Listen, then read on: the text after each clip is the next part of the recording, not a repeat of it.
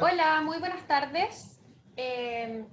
Bienvenidos a una nueva jornada de capacitaciones organizadas durante la tarde por la SOCHIMU, el Ministerio de Salud y Hospital Digital. Hoy día tenemos el honor de presentar a Marcela Correa, quien es profesora asistente de la Facultad de Medicina de la Universidad de Chile. Además, es directora del Diplomado de Enfermería de Urgencias de esta misma universidad y es secretaria de la rama de Enfermería de la SOCHIMU. Hoy nos va a presentar el manejo de enfermería para el paciente COVID-19 y además queremos recordarles que las preguntas las pueden ir haciendo a lo largo de toda la presentación a través del chat y nosotros las iremos recopilando para hacérselas al final de la jornada a Marcela. Así que eso, bienvenida Marcela y te dejamos para que puedas hacer la capacitación. Muchas gracias. Hola a todos y todas. Estoy viviendo una nueva experiencia aquí tratando de entender en qué lugar están en este momento de Chile. Voy a tratar de ponerme en todos los lugares, pensando que pueden estar en postas rurales, en hospitales, en servicios de urgencia. Así que ojalá que sea productiva esta clase. Estoy muy contenta de la invitación. Como la colega acá nos acaba de mencionar, yo trabajo en la Facultad de Medicina de la Universidad de Chile, en el Departamento de Enfermería. Y preparé esta clase que se llama Cuidados de Enfermería en el usuario COVID-19 en el servicio de urgencia. A modo general, supongo que ya en muchas clases les han repetido la generalidad y lo que ya sabemos del COVID, pero les traigo algunas cosas que quiero destacar para que podamos conversar y desarrollar la clase. Vamos a hablar de generalidades, después de elementos de protección, tanto personal como colectivo, hablar un poco de la ABC de la reanimación y los cuidados asociados a esto, y finalmente algunos comentarios y recomendaciones que he tenido oportunidad de ir recolectando en conversaciones con diferentes colegas durante este periodo de tiempo. Bueno, ¿qué sabemos? ¿Qué sabemos de este famoso COVID-19? Sabemos lo que nos ha dado la investigación desde diciembre hasta ahora, ¿cierto? Que es adecuado, pero sigue siendo poco. Entonces, sabemos que es un cuadro clínico que generalmente se manifiesta con una fiebre alta, con tos seca, con coriza nasal, que el usuario después de un tiempo, y si tiene complicaciones asociadas, manifiesta además dificultades para respirar y puede terminar en un síndrome de estrés respiratorio o en una sepsis, ¿cierto? Las recomendaciones además están contenidas en el ordinario que se recibió en los servicios de salud la semana hace como 2 semanas, el 895, y además el que llegó ayer, que es el 933, que nos orientan un poco respecto de cuándo sospechar. Sabemos además que el periodo de incubación está entre los 2 y los 14 días, y no tenemos muy claro el periodo de transmisibilidad. Ahora, hace 3 días atrás salió un estudio que es de la New England Journal of Medicine, que hicieron ellos una investigación de la supervivencia del virus en distintas superficies. Y quiero compartirlo con ustedes porque encuentro que es muy importante conocer estos datos porque nos ayudan también en el manejo y en la prevención. Esta investigación, considerando temperatura ambiental y humedad estándar, encontró que este virus puede permanecer activo, porcentaje del virus activo en secreciones por hasta 3 horas. En acero inoxidable y plástico puede sobrevivir hasta 3 días, en cartón 24 horas y en el cobre 4 horas. ¿Por qué considero que esto es muy importante? Porque las manillas de las puertas, ¿cierto? Las superficies con las que frecuentemente tocamos y dejamos nuestras cosas, en general son de acero inoxidable, por lo tanto, los botones del ascensor, hasta 3 días puede estar en superficie, por lo tanto tenemos que enfatizar en las medidas de limpieza y desinfección, frecuente y adecuada. Bueno, también sabemos el mecanismo de transmisión, que vamos a utilizar barrera para contacto, gotitas y aerosoles, ¿sí? Sabemos además que no hay vacuna, pese a que hay equipos médicos trabajando fuertemente en el desarrollo de vacuna, y que el tratamiento es más bien asociado a la sintomatología.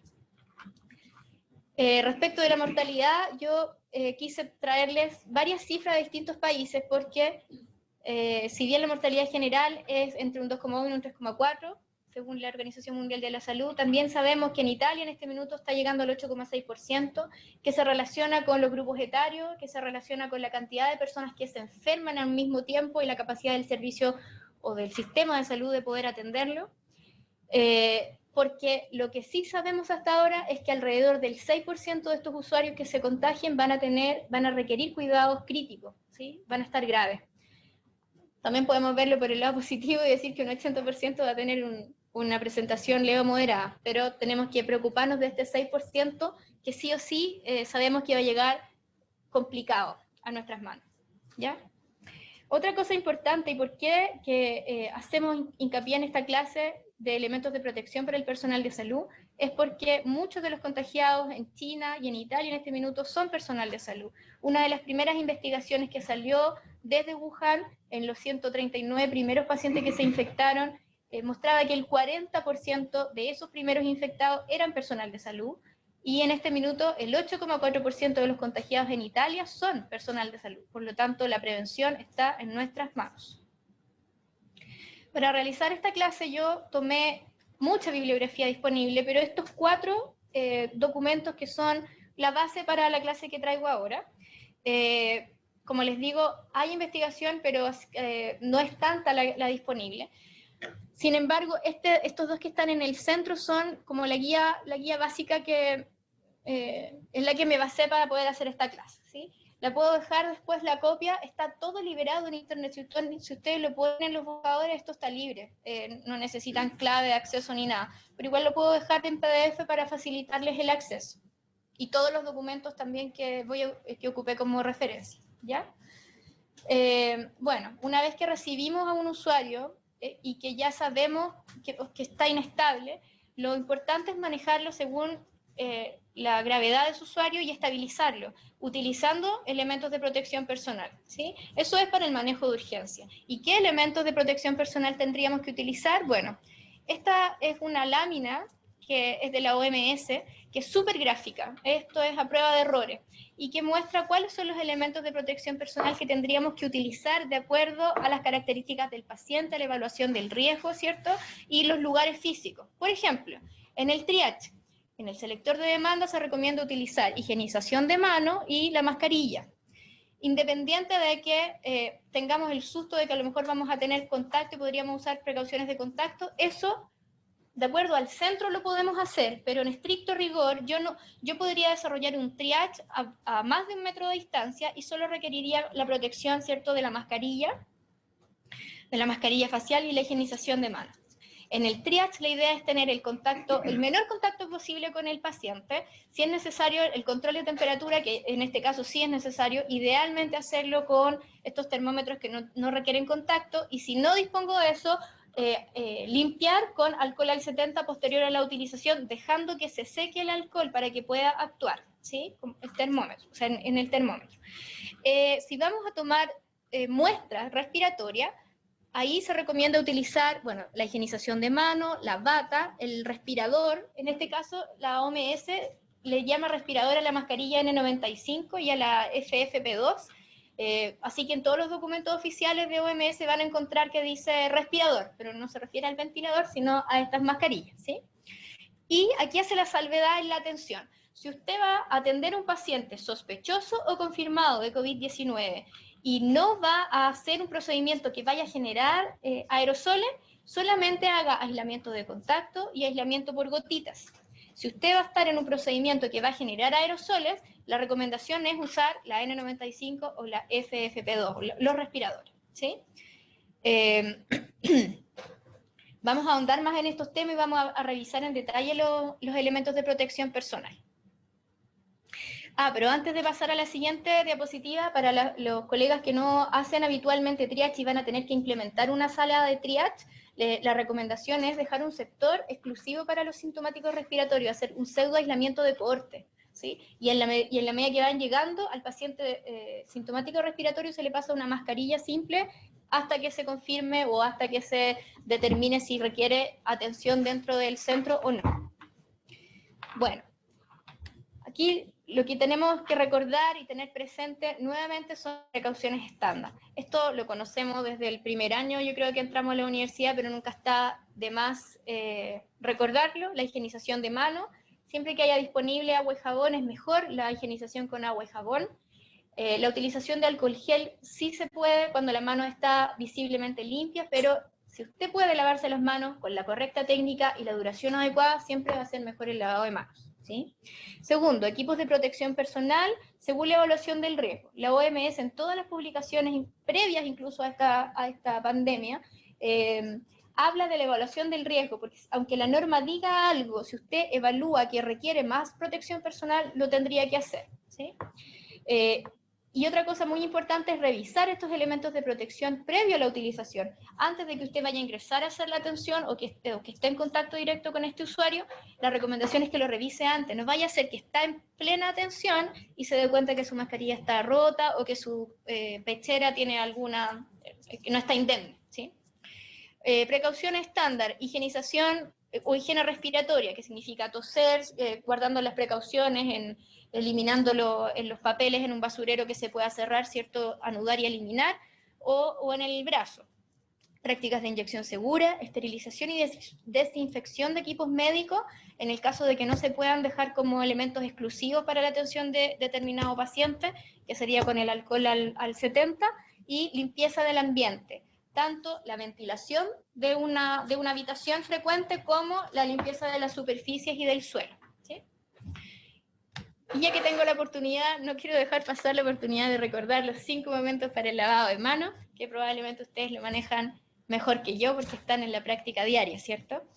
En honor al tiempo voy a pasar a los elementos de protección personal. Estos son los que necesitamos para la atención directa de un caso sospechoso o confirmado de COVID-19. La primera es la mascarilla facial simple o quirúrgica. La que más se recomienda es la que se amarra. Si es que tienen disponibilidad es mejor, porque al momento de eliminarla uno rompe amarra la tirita y la puede eliminar sin tocar la parte anterior, que sería lo que va a estar contaminado. Obviamente esa del elástico también sirve, pero hay que tener la precaución al momento de eliminarla, de tomarla desde atrás, ¿sí? Las otras 2 mascarillas que ven a continuación son los llamados respiradores. La de abajo es la N95, que muchos conocemos y hemos estado familiarizados con ella, y la de arriba es la FFP2, que es la clásica 3M. Esas 2 se llaman respiradores por la OMS, ¿sí? El delantal o pechera, lo ideal o lo que se recomienda es que sea manga larga, que sea impermeable y que se pueda ajustar al cuerpo por medio de tiritas, ¿cierto? Y lo que sigue son la protección facial y ocular. Cualquiera de las 2 se recomienda, ¿sí? Indistintamente. Y por último, los guantes de procedimiento, que es lo que está arriba, que no necesitan ser estériles, obviamente. Algunas salvedades que considero muy importante de recalcar, especialmente si tienen internos o si tienen personas que vienen llegando, integrándose a los servicios, personas que se están contratando por esta campaña, ¿cierto? Nunca está de más recordarlo, el uniforme es de un solo uso, tiene que estar visiblemente limpio y se tiene que lavar en la casa según las normas del manejo de la ropa clínica, en este caso, que sería en una temperatura entre 60 y 90 grados y con el detergente común y separado de la ropa del resto de tu familia, ¿sí? Las mangas por sobre el codo, y es de uso exclusivo del recinto hospitalario. La idea es que usted no se pasee con el uniforme fuera del hospital porque es un vector. Aunque haya tomado todas las precauciones, este virus es altamente contagioso y por lo tanto todas las precauciones son necesarias, ¿sí? Si a usted lo van a buscar en auto o si usted anda en su propio auto, igual sáquese el uniforme antes de salir del centro hospitalario. Lo saca por el revés, lo pone en una bolsa, lo amarra, la bolsa tiene que ir amarrada, y eso lo lleva a su casa y lo lava según lo que ya conversamos, ¿sí? La utilización de aros, si bien no está normada, no dice en ninguna norma de la OMS, yo he leído en la prensa de que en España o en Italia no se está permitiendo porque también se considera vector, ¿sí? Ni siquiera para el uso en la calle. También el pelo tiene que estar tomado.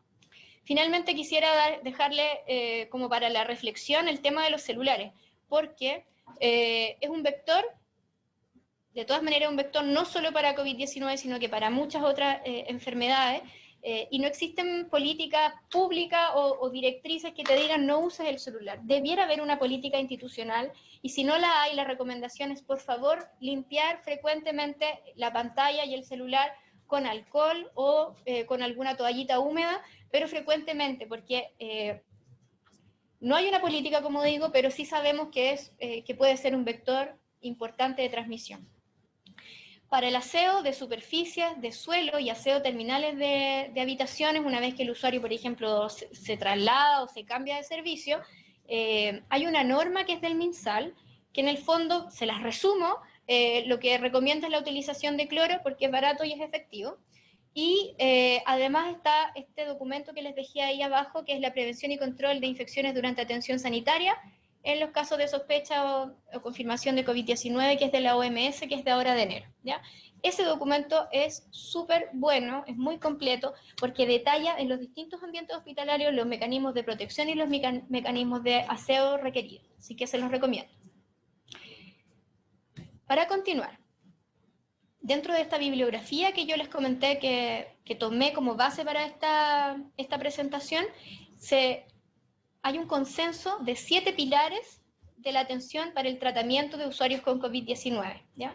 Considerando lo que yo les comentaba, que hay un 6% que desarrolla una enfermedad grave, que el 80% lo puede tratar en su casa de forma leve a moderado, y hay un 14% que puede estar en su casa o en el hospital o requerir atención médica, ¿cierto?, más avanzada. Entonces, esto como que abarca el espectro, ¿sí? Yo lo que hice fue tomar estas recomendaciones, las vamos a explicar y pongo en algunas partes lo que la norma de ello o de estas publicaciones sugiere, y le agrego la atención de enfermería que yo considero que se puede adaptar para esta situación, ¿ya? Lo más importante, en resumen de todo esto, es la detección precoz. La detección precoz de personas, de usuarios que uno sabe, o por estadística, tiene la impresión de que pueden agravarse, ¿ya? Porque la evolución de la enfermedad puede ser muy rápida, ¿sí? Entonces, una persona que está bien en un momento, no en el transcurso del día, pero en el transcurso de los siguientes 2 a 3 días desarrolla una enfermedad grave, ¿sí? Entonces, la idea es reconocer tempranamente los signos de alarma. Ya, la primera, que lo pudieron ver en la diapositiva anterior, que es la detección rápida de los pacientes con IRA grave, con insuficiencia respiratoria aguda, es esta, priorización de la detección rápida de estos pacientes asociada al COVID-19. ¿En qué instancia en el servicio de urgencia se hace esta detección rápida? La podemos hacer en el selector de demanda, ¿sí?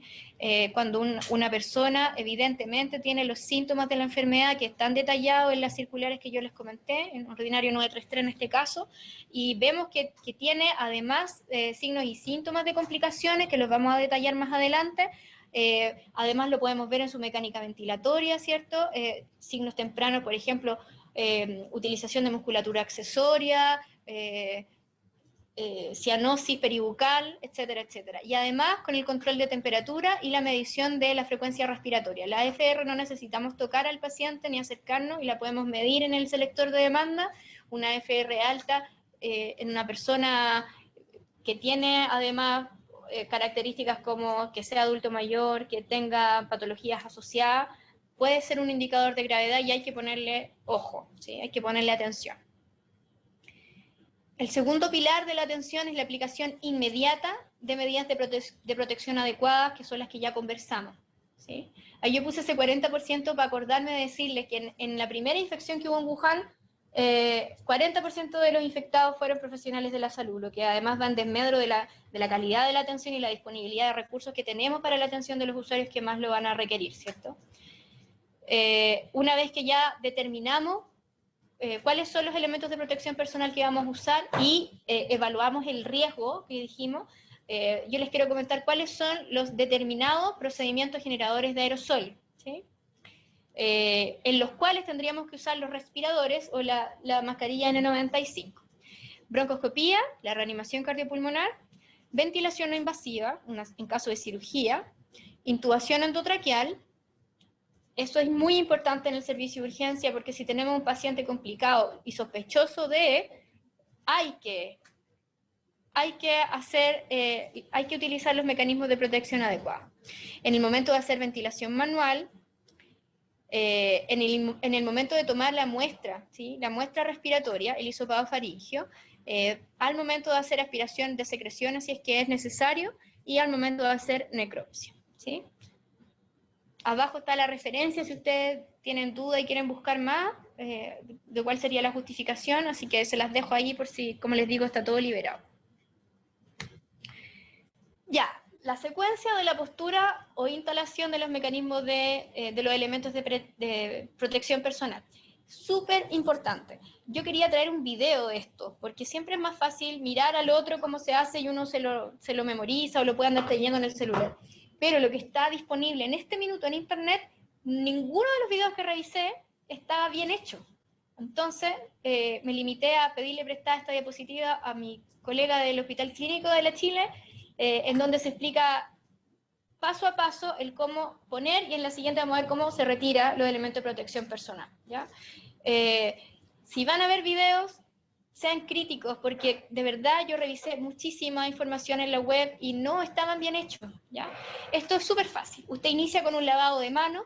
El lavado de manos tiene que ser, según la técnica que se explica ahí en esa hojita que está en la OMS y están todos los servicios en este minuto pegados, lo más importante del lavado de manos es la duración y la técnica. Y las personas en los hospitales y en las casas sí se lavan las manos, pero se las lavan mal. 10 segundos. Hay estudios que lo muestran en los hospitales. La gente sí se lava, pero se lava mal. Se lavan 10 segundos y chao. Y no, en este caso es crucial seguir la técnica. Y si usted puede tener una tercera persona que le cuente el tiempo, que eso lo vamos a ver más adelante, que es una de las recomendaciones en este minuto, es ideal, ¿ya? Si no, la otra recomendación es que usted cante mentalmente alguna de sus canciones favoritas, que sepa que dura al menos 40 segundos. Sabemos que el cumpleaños feliz cumple ese requerimiento y es algo que todo el mundo se sabe. Después del lavado de manos clínico y que de la duración que estamos conversando, viene la instalación o la postura del delantal. Delantal con manga, ¿cierto? Y que se abroche atrás, como muestra la foto. Usted se pone la mascarilla, de acuerdo al procedimiento que vaya a hacer, ¿cierto? Y después el protector facial o lentes, o protector ocular. Después de eso, puede lavarse las manos nuevamente o utilizar alcohol gel por 20 segundos. Eso depende del centro. Yo les cuento que en algunos lugares acá en Santiago, mis colegas que me han comentado, lo hacen así. En esta instancia usan alcohol gel, 20 segundos, ¿sí? Posterior a eso se deben instalar los guantes y ahí queda el profesional listo para hacer ingreso al contacto directo con el usuario, como lo muestra la fotografía. Ahora, ¿cómo lo vamos a retirar? Se retira, un receptáculo con una bolsa de plástico para recibir todo esto previamente preparado, ¿cierto? Y que sea con tapa y que después eso se pueda anudar y botar según la norma de eliminación de desechos de cada centro hospitalario o cada recinto de salud.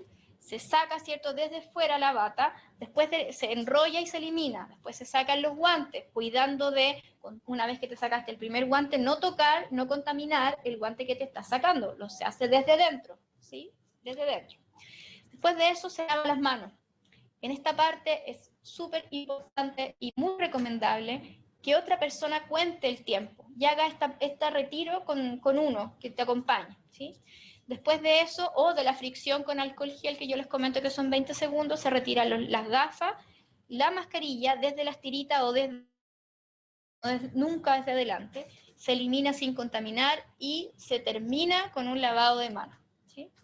Esa es la secuencia. Espero que les haya quedado claro. Y se pueden entretener mirando en internet algún video y viendo en qué se equivocan, porque la verdad es que no encontré disponible alguno que tuviera la secuencia tan ordenadita.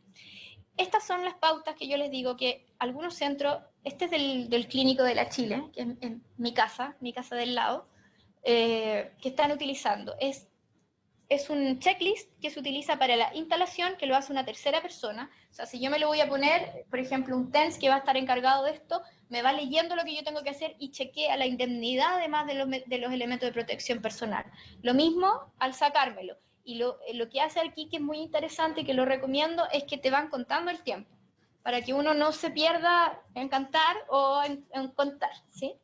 Y el de abajo es uno que se está utilizando también acá en Santiago, en la Asociación Chilena de Seguridad, y que va por el mismo carril, ¿sí? La misma idea. Súper recomendable. Si tienen la posibilidad de hacerlo, yo lo recomiendo altamente. Y además lo que se hace en estos lugares, como en otros, es que las personas que van a estar en urgencia, en contacto directo con un caso sospechoso, que esté en espera de exámenes, o uno confirmado que esté en atención, es que No todo el personal entra a su atención directa, se designa un médico y una enfermera para que ellos hagan la atención directa, ¿sí?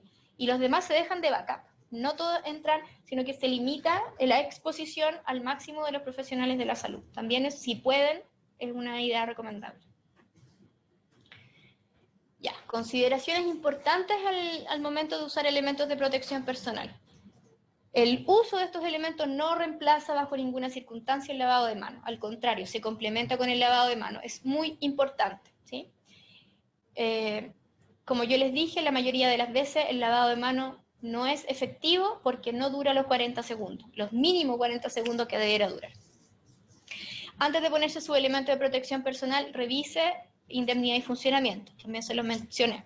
Y retirar apenas termine la atención, siguiendo un protocolo. Si no lo tienen, es súper fácil de hacer, pero así no dejan al azar elementos que pueden generar finalmente una contaminación, y desechar cuidadosamente según protocolo. Ya, ahora voy a volver a estos ejes del tratamiento. Voy a volver al tercero, y aquí me voy a demorar un montón porque es la base de la clase que yo les quería mostrar hoy día, que es el tratamiento sintomático y el seguimiento temprano. Aquí englobé o junté todos los cuidados de enfermería que yo creo que son muy necesarios en un paciente estable, ¿sí? Porque la etapa más avanzada y el punto 5 y 6 de estos ejes de tratamiento es cuando el paciente ya no está estable, está grave, que requiere una UPC probablemente, y se los traigo para mencionar, pero esto es lo que deberíamos hacer con un usuario que recibimos, que quizás se va a quedar unos días hospitalizado con nosotros, dependiendo cuánto tiempo o cuánta disponibilidad, en qué situación de colapso o no esté el sistema o el lugar donde estamos, ¿sí? Entonces lo traté de no solamente limitar al ABCD de la estabilización del usuario en urgencia, sino que un poco entendiendo la realidad. Yo soy enfermera de urgencia, entendiendo la realidad de muchos servicios en que tenemos además que tratar a usuarios hospitalizados por un tiempo. Entonces traigo cuidados en el paciente hospitalizado y también en el servicio de urgencia. Ojalá que se entienda. Bueno, lo primero, obviamente, una vez que ya tenemos que el caso está confirmado, que ya tenemos instalado nuestros mecanismos o nuestros elementos de protección personal, es realizar un control de signos vitales completo y frecuente. ¿Por qué es importante esto? Bueno, primeramente, el énfasis va a ser en la frecuencia respiratoria, que nos va a hablar de la mecánica ventilatoria de su usuario y nos va a hablar además de signos tempranos de gravedad, que es lo que no queremos que ocurra, ¿sí? Y a lo mejor nos va a hablar del requerimiento de oxígeno. A lo mejor si el usuario está con una FIO2 al 21, necesitamos ponerle más algún dispositivo de bajo flujo para apoyar su ventilación. Asimismo, la saturación. Del mismo modo, es importantísimo el realizar una curva de temperatura, porque eso nos va a ir hablando además de la efectividad de los tratamientos que vamos haciendo o de la reinfección o sobreinfección con algún otro microorganismo que no estemos contemplando. Por ejemplo, una infección bacteriana que se pueda asociar, ¿cierto? Ante lo cual podríamos mirar o podríamos evidenciar pic febriles, ¿cierto? Entonces la curva de temperatura es muy importante, teniendo un termómetro para esa persona o desinfectándolo cada vez que se utilice. También monitorizar la frecuencia cardíaca y la presión arterial. En este punto, en este paciente sobre todo, es muy importante la monitorización de la presión arterial porque es un signo temprano de sepsis, nos va a permitir la sospecha y por lo tanto actuar de forma precoz ante una sepsis, porque los parámetros en general para determinar si una persona está séptica o no es la PAM y el lactato, pero no todos los hospitales, y me imagino que no todos los centros de salud, especialmente los rurales, van a tener posibilidad de lactato, pero sí todos van a tener la posibilidad de medir presión arterial y sacar PAM. Entonces nos vamos a asustar con una PAM menor de 65, ¿sí? Y por último, no olvidarnos de la escala visual análoga, que también es un signo vital y que, según el relato de incluso de usuarios jóvenes que han tenido esta patología, dicen que se sienten muy mal. ¿Ya? Ya. Continuando, cuidados de enfermería, examen físico completo, obviamente ver la indemnidad de la vía aérea, ver si requiere aseo de cavidades, si el usuario es un adulto mayor, por ejemplo, que a lo mejor lleva varios días sintiéndose mal, a lo mejor sí va a requerir un aseo de cavidades, que eso además va a mejorar su ventilación y a lo mejor va a disminuir su requerimiento de oxígeno, no lo sabemos, por eso hay que pesquisarlo. Las características de la ventilación, las características de la respiración, ¿cierto? Buscar cómo está la perfusión distal, porque también es un signo de una mala perfusión, de que algo está ocurriendo, que puede ser un criterio de gravedad. Aplicar un examen neurológico breve, preguntarle dónde está o qué día es hoy. ¿Por qué es importante esto en un caso de un paciente respiratorio que se puede agravar? Porque es un signo temprano de hipoxia o de hipoxemia, especialmente en los adultos mayores, ¿ya? Entonces hay que también estar pendiente de eso, así como verificar el estado de las enfermedades preexistentes. Si tenemos un usuario que es diabético, programar los hemoglucotest, tomar una glicemia adenosa, ver cómo lo vamos a empezar a alimentar o no, o qué sistema de nutrición vamos a utilizar, ¿ya? Otro cuidado de enfermería importante se relaciona con la administración de oxígeno. Puede que necesite un usuario bajas concentraciones o altas concentraciones. Esto es muy variable, va a depender del usuario. Lo que sí, la meta del tratamiento, lo que vamos a aspirar es que esa persona tenga una saturación mayor de 90, y en embarazadas se habla de entre 92 y 95. Ojalá que no tengamos esa situación, pero esa es la aspiración, ¿sí? Considerar que tenemos dispositivos de alto y bajo flujo y el manejo avanzado, ¿cierto? Ya en una etapa tardía, empezar de lo menor a lo mayor, y con las salvedades que implica los dispositivos de bajo y alto flujo. Recuerden, hacen quizá un poco majadero lo que voy a decir, pero los dispositivos de bajo flujo a veces entregan concentraciones altas de oxígeno, como la mascarilla de recirculación parcial o total, pero no son efectivos en usuarios que tengan una mecánica ventilatoria mala, porque dependen de la mecánica respiratoria de su usuario, y en esos casos lo mejor es utilizar dispositivos de alto flujo como la mascarilla multivent, ¿cierto? Que nos va a garantizar que, independiente de la mecánica ventilatoria de su usuario, vamos a estar entregándole esa concentración de oxígeno que vamos a requerir. Además, recordar que la administración de oxígeno va acompañada de aseo de cavidades, ¿cierto? Que se tiene que reemplazar, si tiene una mascarilla, por una naricera. Si el usuario va a comer, no lo podemos dejar sin oxígeno, ¿cierto? Y que en una última instancia tenemos el manejo avanzado de la vía aérea, que también está en este abanico de posibilidades.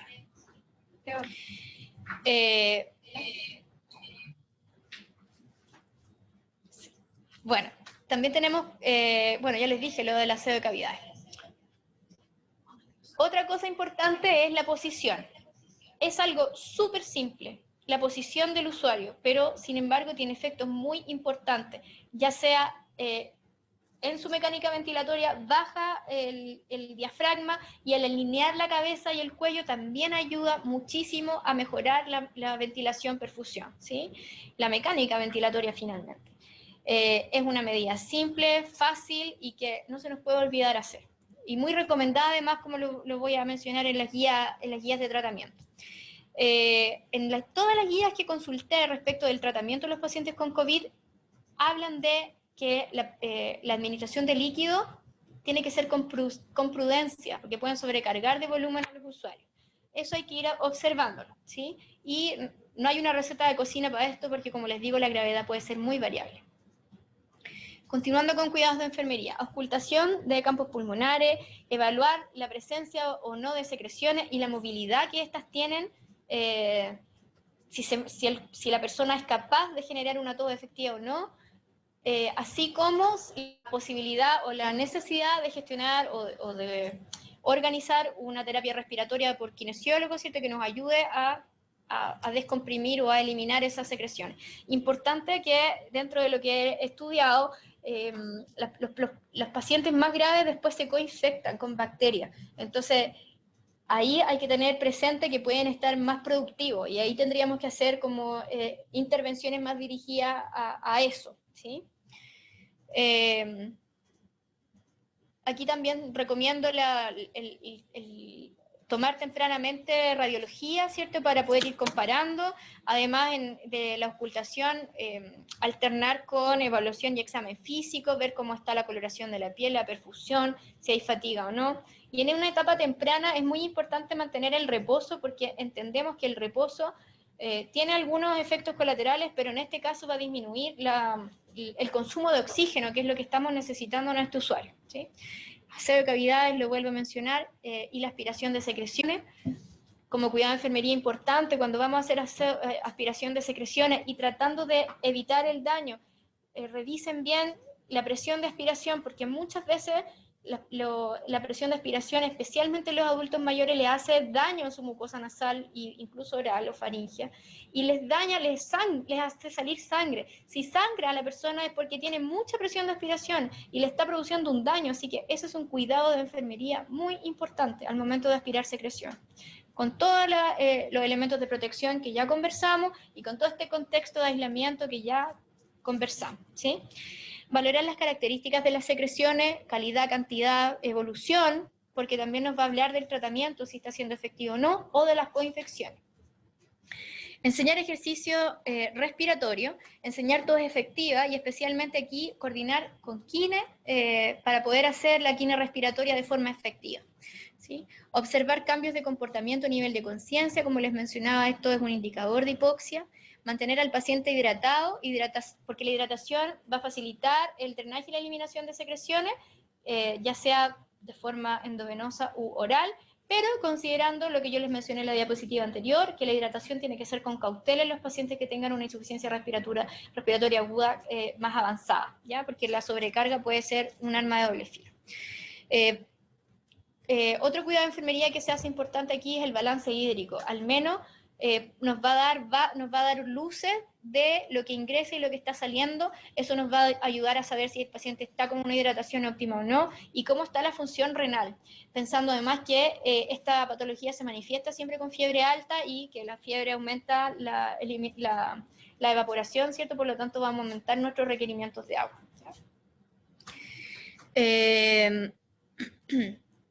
Y por último, la mantención de accesos venosos permeables. Como yo les comenté al principio, nosotros tenemos un diploma de enfermería de urgencia en la Universidad de Chile hace algunos años, y siempre los enfermeros de urgencia más jóvenes generalmente nos hablan de la vía más gruesa. ¿Qué vía le va a poner a este usuario? La más gruesa. Corte gruesa. No. Usted ponga lo que pueda poner, porque en este caso no va a reanimar. Usted necesita tener un acceso seguro, ¿sí? Y frente a eso, una vía 22 en un adulto mayor le sirve igual, ¿sí? Váyase a la segura, acceso seguro, con los cuidados de enfermería asociados a la mantención, a la instalación y a la mantención de los accesos vasculares. Más adelante les voy a dar algunos tips al respecto. Para continuar con cuidados de enfermería, en esta diapositiva recopilé las recomendaciones de fármaco o de terapia farmacológica que se han sugerido o que se han recomendado para un paciente estándar con un COVID-19 de mediana a grave complejidad, ¿sí? O estado de salud. Lo primero es que los fármacos antivirales tienen muy baja recomendación. Nadie los recomienda porque tienen baja efectividad. Entonces no es algo que se esté utilizando de forma masiva. Segundo, los antibióticos sí se utilizan en el caso de una coinfección, y la recomendación es empezar a darlo, ojalá, 1 hora desde el ingreso del usuario cuando entendemos que viene con una neumonía más esta patología de base, ¿sí? Corticoides, en una publicación encontré que no está recomendado, ¿sí? Cruz Roja, no está recomendado, versus otras que decía que era su uso controversial dependiendo de la patología de base de los usuarios. Sin embargo, lo que sí podemos estar de acuerdo es que el corticoide como tratamiento del COVID no está recomendado a menos que exista una patología de base o asociada que lo sustente, ¿ya? Se utilizan AINES para el manejo de la temperatura. En general empiezan el tratamiento cuando la temperatura sobrepasa los 38,5, no antes. No encontré bibliografía seria o que sustente mucho el uso de el paracetamol o el ibuprofeno, que lo he escuchado mucho en las noticias, en los medios de comunicación y en las redes sociales, pero no encontré una publicación que lo avale, ¿ya? Decía solamente utilización de AINES, pero no recomendaba cuál.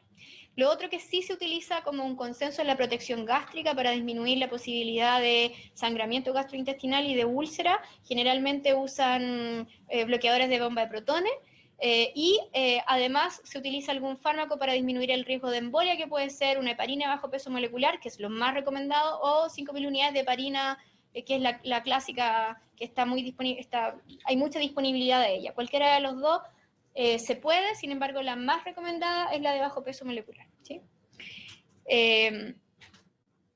Se habla además de dar un soporte nutricional de acuerdo al estado basal del usuario.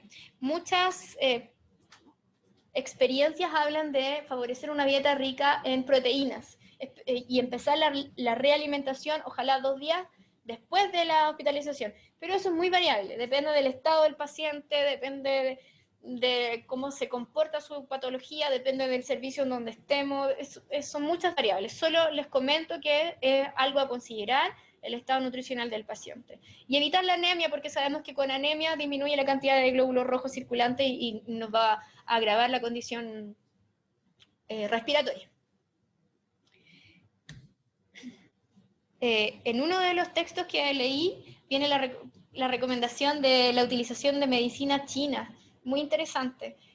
No hay que dejar de ver que todos los tratamientos médicos y de salud en general se desarrollan en un contexto determinado, y en ese contexto de China ellos tienen una fuerte credibilidad por la medicina tradicional, entonces también dentro de su paper tenían un espacio para las recomendaciones de medicina tradicional. Bueno, continuando con cuidados de enfermería. Generalmente los pacientes que están hospitalizados con patología respiratoria requieren oxígeno, antibiótico, como ya les comenté, en algunas oportunidades broncodilatadores, y corticoides en este caso no los vamos a utilizar, a menos que, como les dije, la patología lo amerite. Hay que además, si el paciente tiene una patología de base como diabetes, programar hemoglucotest y se recomienda la alimentación precoz. ¿Sí? Un proceso infeccioso en general tiene mayor consumo calórico, pero hay que ver la condición del usuario, de su condición general, de su posibilidad de alimentarse solo, de su tolerancia, de las RAM de los fármacos que le vamos a estar dando que pueden provocar diarrea, etcétera, etcétera. Respecto a la eliminación, es importante hacer en este balance hídrico un énfasis en la función renal, ver cómo está la función renal en relación a para pesquisar oliguria o oliguanuria, que son indicadores de gravedad, ¿cierto? Y cuando sea bueno, el reposo absoluto, ya lo conversé antes con ustedes, lo más importante es favorecerlo en una primera etapa para disminuir el consumo de oxígeno, en una cabecera elevada, en una posición semi-Fowler o Fowler, ¿cierto? Para mejorar la mecánica ventilatoria, porque en general los usuarios van a llegar sintiéndose, si van a requerir hospitalización, van a requerir un reposo absoluto en la primera etapa. Sin embargo, se considera que es un criterio de disminución de complicaciones la deambulación precoz, la levantada precoz. Ya lo traigo más en una diapositiva más adelante. Protección gástrica, que ya se los comenté. Explicar al usuario lo que ocurre, porque esta es una enfermedad que tiene una carga social enorme, hay mucho miedo asociado, entendemos además que hay una reacción de la sociedad mundial al respecto, por lo tanto estar enfermo de esto y ser un adulto mayor con una patología asociada debe producir mucho miedo, y nosotros como profesionales de enfermería tenemos que estar atentos a eso y tratar de bajarle la ansiedad, responder sus dudas, ver cómo le podemos ayudar, quizás con la conexión con su familia. Entendemos que no van a poder recibir visitas, pero buscar la forma en que se pueda comunicar, porque tanto para la familia como para el usuario va a ser una situación compleja desde el punto de vista de la salud mental, ¿sí? Y prevención de complicaciones asociadas a la hospitalización prolongada, como serían el desarrollo de úlceras por presión o úlceras por decúbito. Eso lo tenemos más que claro desde el inicio de nuestra formación, que eso solo se previene con la movilización del usuario cada 2 horas, movilización en cama, cambiarlo de posición, prevención de TBP, ¿cierto? Que para eso vamos a tratar de programar la administración de fármacos, con todos los cuidados de enfermería asociados, rotando sitios de punción, ¿cierto? Siguiendo la correcta técnica, no utilizando alcohol para no generar hematoma, y si utiliza alcohol, tiene que esperar que se seque, porque si no genera un hematoma enorme, ¿sí? Y eso es solo técnica. Lo otro importante es que si van a estar con oxigenoterapia, hay que preocuparse de que no se vayan a generar UPP asociadas a las mascarillas o a las nariceras, especialmente los usuarios que ya son más ancianos, ¿cierto? Que no van a movérselas si les duele, uno tiene que hacerlo, generarles los protectores o pedir que se les compre estos parchecitos que se puedan utilizar para prevenir. Y recordar que la inmovilización prolongada aumenta la dependencia, pero aquí va a depender mucho del estado de salud basal del usuario. ¿Ya? ¿Cuáles serían los criterios de gravedad en donde puede desembocar este COVID-19 que nos dejan patologías graves? La neumonía, el síndrome de dificultad respiratoria aguda y una sepsis.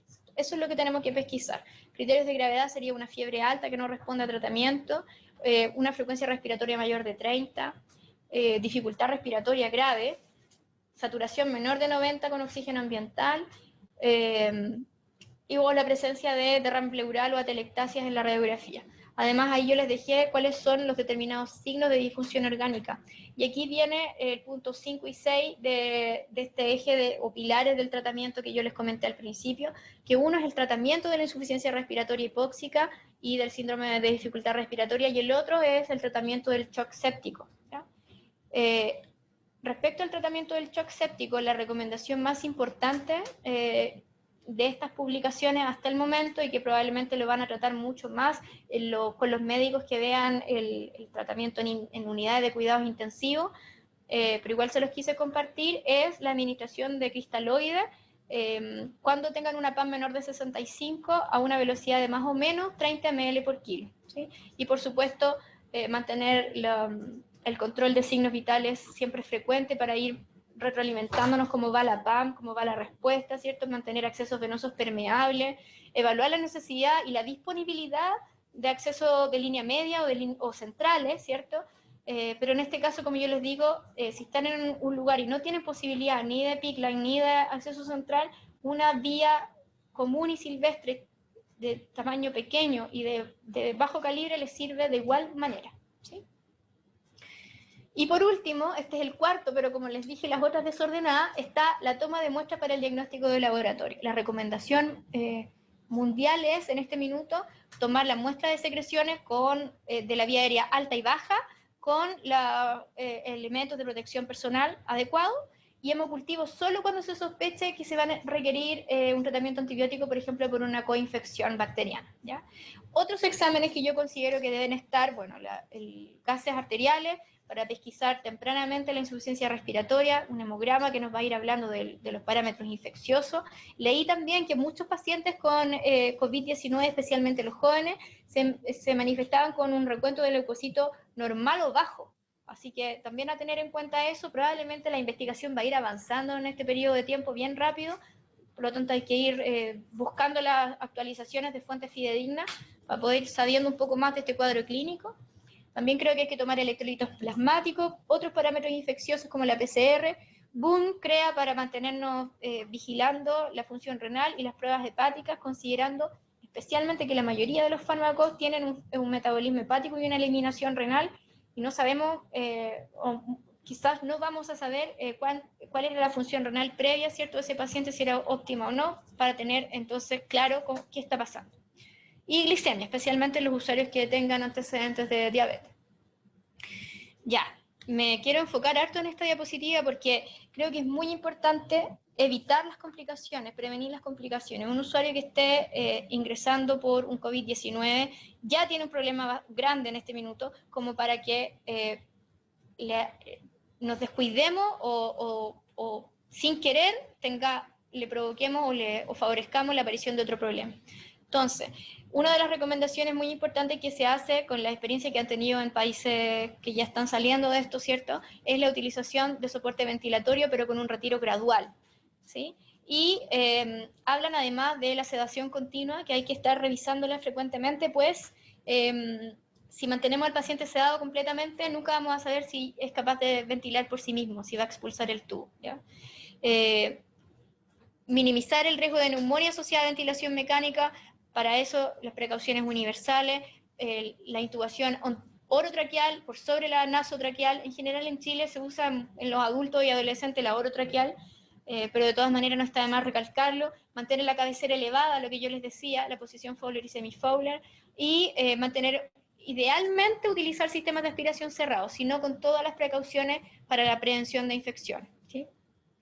Movilización frecuente del paciente, idealmente cada 2 horas, o sea, es la indicación cada 2 horas, cuando sea seguro de movilizar, si el paciente está en una condición de salud que no lo permite, obviamente no, pero buscar las alternativas para hacerlo, quizás un colchón, o buscar ahí qué se puede hacer. Y alimentación temprana. Como yo les dije, la mayoría de las personas, o sea, de los textos recomiendan la alimentación entre las 24 y las 48 horas posteriores a la hospitalización, además de agregar la necesidad de protección gástrica.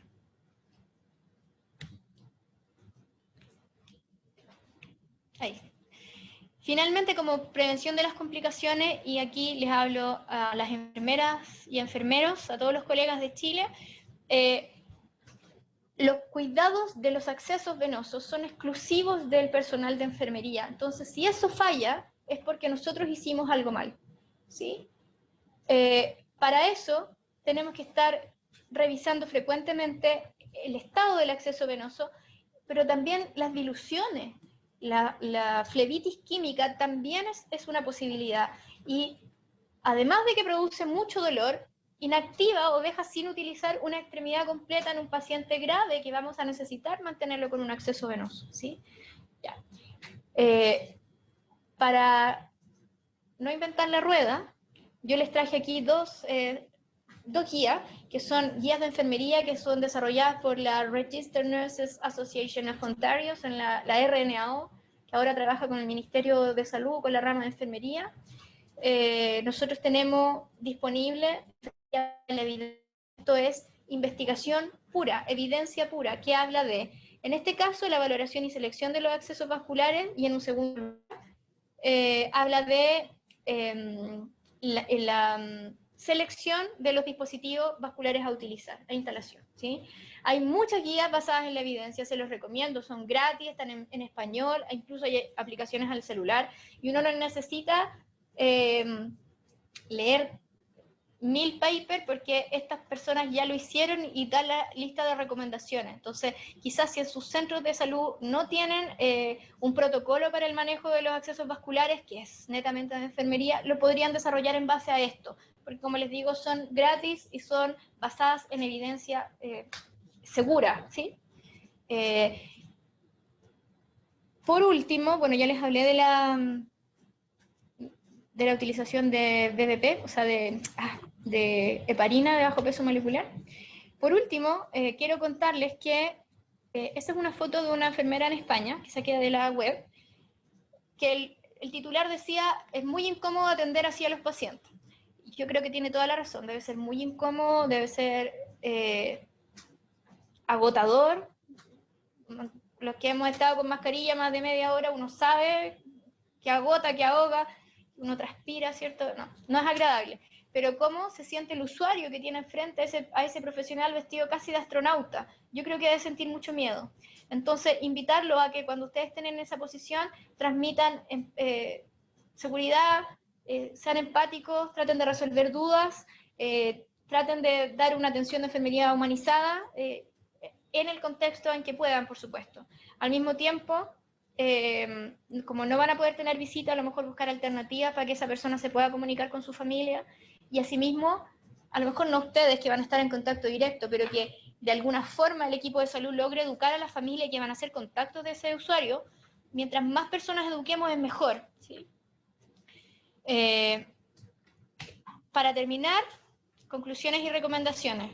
Bueno, transmitirles nuevamente que la tarea de evitar contagio es una tarea colectiva, en donde puedan educar, eduquen, porque mientras menos gente se contagie al mismo tiempo es mejor para todos, ¿sí? En este sentido yo creo que es crucial la capacitación del personal de aseo, que son personas que muchas veces pasan en silencio por nuestro servicio y nadie se detiene a hacer la educación necesaria y respectiva, y en este caso su labor es crucial. Así que les pido, les invito a que hagan una pequeña educación a las personas que estén encargadas del aseo, independiente si son empresas externas o no. El personal de ambulancia, en general ellos tienen más posibilidad, pero de todas maneras reforzar, y al personal, a las personas que se dedican a las tareas de alimentación. Les dejo la tarea de ver cómo se va a hacer en su institución respecto a la política de uso de celulares, considerando que es un vector. Si no hay una política interna, les pido por favor que limpien su celular frecuentemente durante el día. Y por último, es una reflexión que dice: los profesionales de enfermería o los profesionales de salud estamos preparados para enfrentar esto desde lo técnico, pero desde la salud mental, la experiencia de otros países ha sido devastadora. Es obvio, porque va a llegar un momento que vamos a estar sometidos a mucho estrés, viendo quizás falta de recursos y viendo a lo mejor personas que van a estar en un estado de salud complejo, quizás morir, ¿cierto? Para lo cual creo que se deben tomar medidas respecto de la salud mental de los equipos, ¿ya? También les dejé ahí al lado la guía de salud mental de intervención en crisis que recomienda la RNO, que está actualizada 2017, por si les sirve de algo. Por último, comentarles que la OMS tiene una plataforma virtual con un montón de cursos disponibles que son gratis y que son sin evaluación y que son sin tiempo para realizar, que les recomiendo porque uno en un ratito, en una hora, puede hacer un curso y como que se resuelven un montón de dudas que puedan tener en relación a la atención de pacientes. Muchas gracias, les dejo mi correo. Cualquier duda que surja ahora o en el futuro, por favor escríbanme y yo voy a tratar de responderle. Un gusto.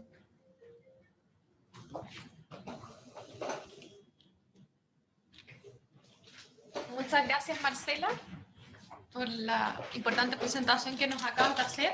Vamos a hacer una pequeña ronda de preguntas ahora, según las cosas que hemos ido recolectando a lo largo de la jornada en el chat.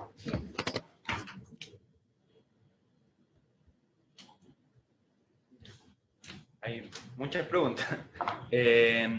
En el triage que hablaste, ¿se debiera definir si el caso es o no sospechoso, es decir, si examinar previamente?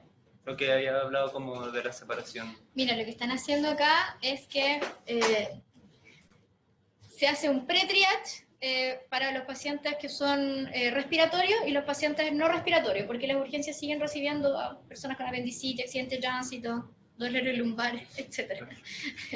Entonces, en este pre-triage se les lleva a una sala especial donde se hace esta como cohorte ventilatoria, respiratoria, ¿cierto? Y ahí uno determina. Hay un cuestionario que lo mandó el MinSal, en donde tuvo contacto con algún caso confirmado y le pide el caso confirmado, tiene alguna sintomatología, eso está todo en la circular, ¿ya? Pero esta división entre respiratorio y no respiratorio yo creo que es clave y es importante porque además si van a esperar exámenes, van a estar todos juntos, no pueden estar con las otras personas que no tienen sospecha. ¿Sí? No sé si respondo a la pregunta. Sí, perfecto. Es reforzando lo que se ha dado en otras presentaciones también, que idealmente diferenciar los pacientes respiratorios de los no respiratorios. Dice, considerando muchas de las consultas que hay, se producen en redes de atención primaria, ¿cuál sería el mínimo elemento de protección personal considerando los recursos de cada centro para hacer un examen físico a los pacientes que refieren tener síntomas respiratorios? Examen físico. Es que uno le debiera hacer examen físico a quien amerite hacer el examen físico. ¿A qué me refiero? Si tú enfrentas a un usuario que tiene las características que yo te digo, estuvo en contacto con un caso confirmado y está con una fiebre alta y tos, a ese probablemente va a ser un caso sospechoso y vamos a tener que hacer el examen físico. Pero si viene otra persona que no cumple con los requisitos, con lo estipulado, con quien le tomemos la temperatura, para eso necesitamos mascarilla y mascarilla y lavado de manos, que es la recomendación que les mostré en la primera tablita, y que le hagamos el cuestionario, ¿cierto? Y le midamos quizás la frecuencia respiratoria, ya vamos a tener parámetros claros de decir, no tiene dificultad respiratoria, no tiene fiebre, no amerita que le hagamos examen físico, ¿sí? ¿Cuáles serían los mínimos para hacer un examen físico en un sintomático respiratorio? Lo que ya conversamos. Y no podría ser menos. Nos preguntan sobre eso, como si existe alguna evidencia de la especie de protectores de zapatos. Botas. Ya, yo también me lo preguntaba. Entonces busqué harto. No hay una recomendación OMS. Sin embargo, en Chile, lo que están haciendo centros de salud es que cuando van a estar en procedimientos generadores de aerosoles, utilizan botas. El protector de zapato y el protector de pelo de cabeza, ¿sí? El gorro. Pero no es habitual. Si no es un procedimiento generador de aerosoles, no debería ser necesario. Como tratando de hilar las dos preguntas, preguntaban si podías repetir los procedimientos generadores de aerosoles. Pusiste una diapositiva de eso, no sé si lo podrías ¿Cuáles repetir. son? Sí, ¿cuáles son? Se los muestro. Bueno, en urgencia lo más importante es la aspiración de secreciones y la... Ahí está. ¿No se ve?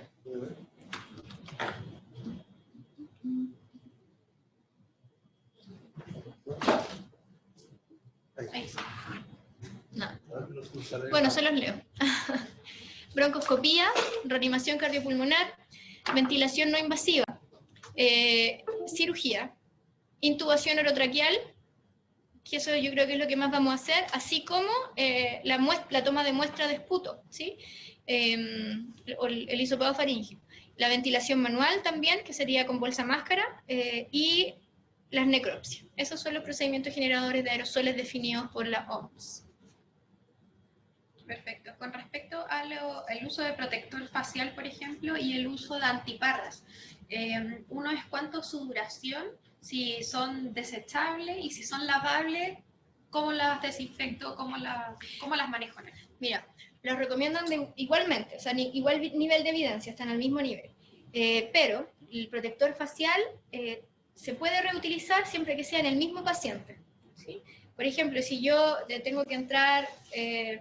hacer una toma de muestra, hago todo el procedimiento para poner y sacar, el protector facial al momento de sacarlo lo puedo tomar desde atrás, porque ya voy a estar, ¿cierto?, sin guante, y se guarda en una bolsa limpia, que esté previamente colgada, ¿cierto?, donde tenemos todos los elementos del paciente.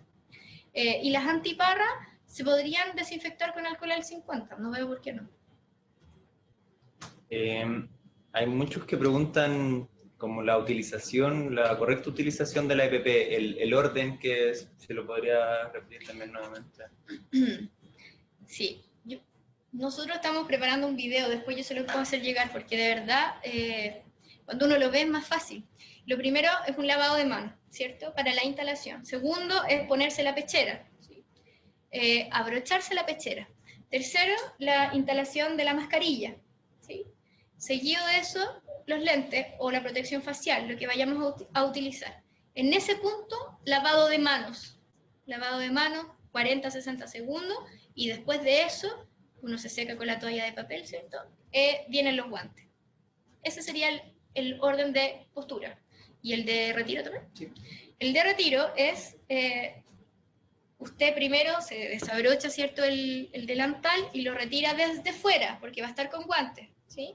Lo enrolla, lo elimina. Posterior a eso, se sacan los guantes, ¿sí? Cuidando de que una vez que se saca el primer guante, con el segundo toque por dentro, así, por dentro, para el retiro. Cuando se sacan los guantes, hace el primer lavado de manos o utiliza alcohol gel por 20 segundos. Posterior a eso, se saca la protección facial o lentes y la mascarilla cortando las tiritas y la elimina. Cuando ya terminó todo eso, se lava las manos nuevamente, y ahí sí que tiene que ser lavado de manos 40 segundos.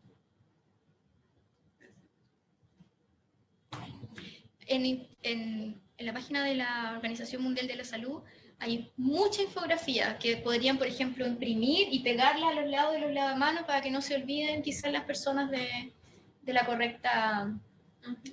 Con respecto al uso de las mascarillas, ¿podrías darnos una pronta de las duraciones de cada una y las diferencias que existen, por ejemplo, en las que tienen tiras, en las que tienen el elástico simple, entre otros? Entre esas dos, la de elástico simple y la de tira, la quirúrgica o mascarilla común, no existe una diferencia desde lo técnico.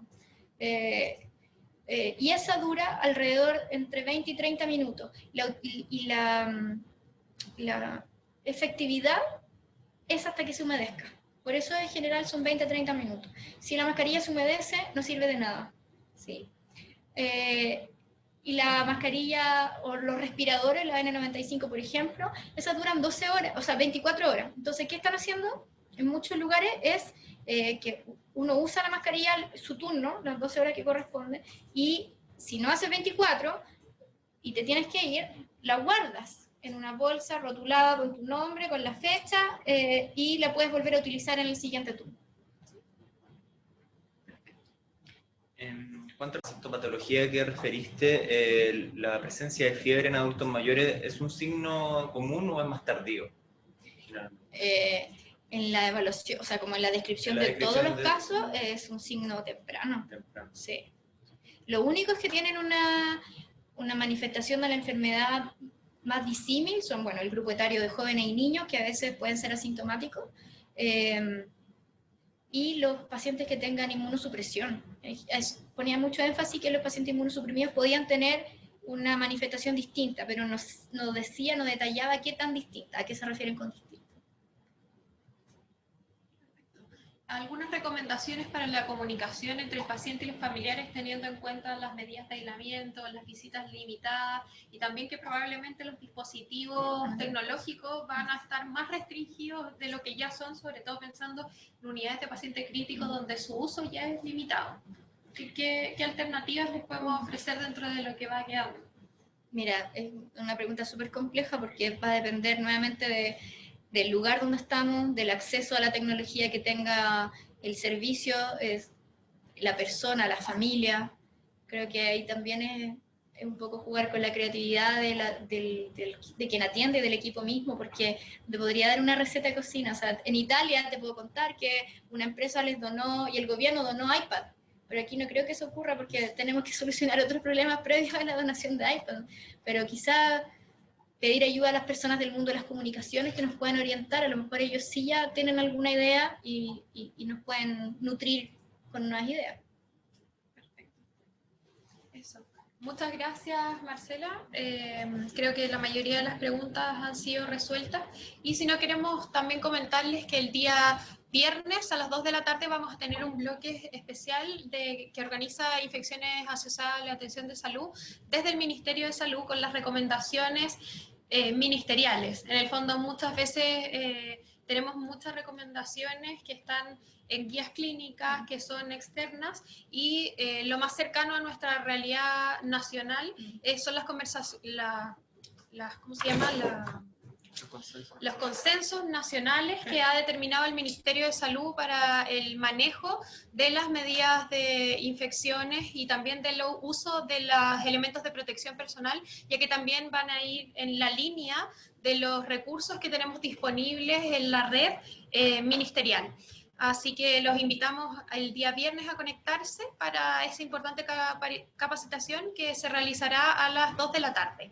Y también quedan muy invitados a descargar también estas clases que están en la página web de la Sochimi. Hay algunas que todavía no han sido subidas porque estos pasan por procesos internos y digitales, pero se van a ir subiendo en la medida que las capacitaciones vayan avanzando. Así que los dejamos inmensamente invitados a seguir participando de estas jornadas, como también las jornadas de las 12 horas, que son las destinadas a las unidades de paciente crítico de nuestro país. Así que muchas gracias Marcela por tu participación. De nada, encantada. Hasta luego.